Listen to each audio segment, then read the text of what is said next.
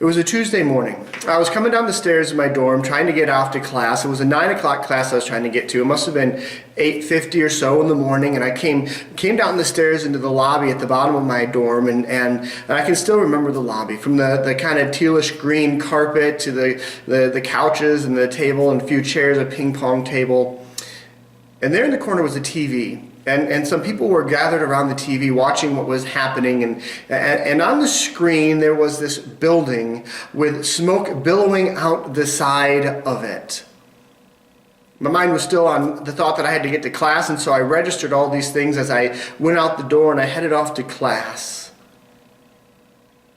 And you guessed it, I'm talking about that infamous day in American history known as 9/11. I can still remember a number of things about that day, conversations that I had, and things like that. A prayer rally that I led. I was the leader of the prayer team at the campus at the time. I led that at lunchtime, and just many things that happened during that day. It stands out to me. It's something that is distinctive, something that I remember. It was when it occurred, it kind of changed the course of America.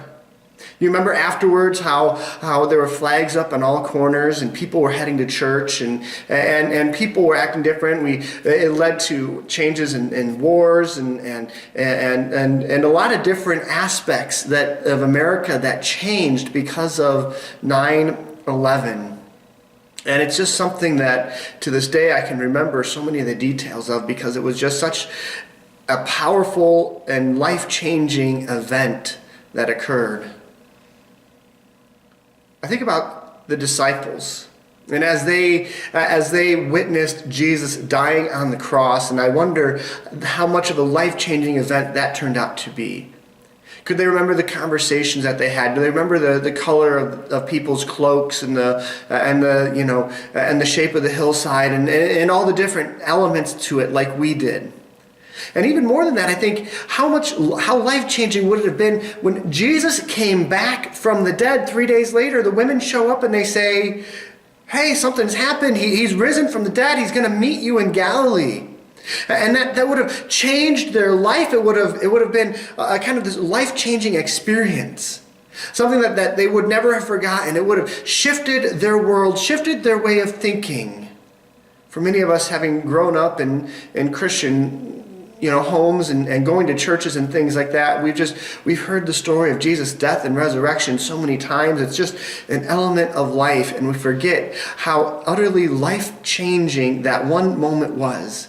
When Jesus died on the cross, all of history and the world would be different from then on.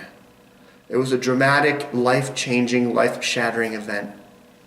And so I think just as we can still remember 9/11 or the day when John F. Kennedy died, Jesus' death and resurrection is still life-changing. It's still life-shattering.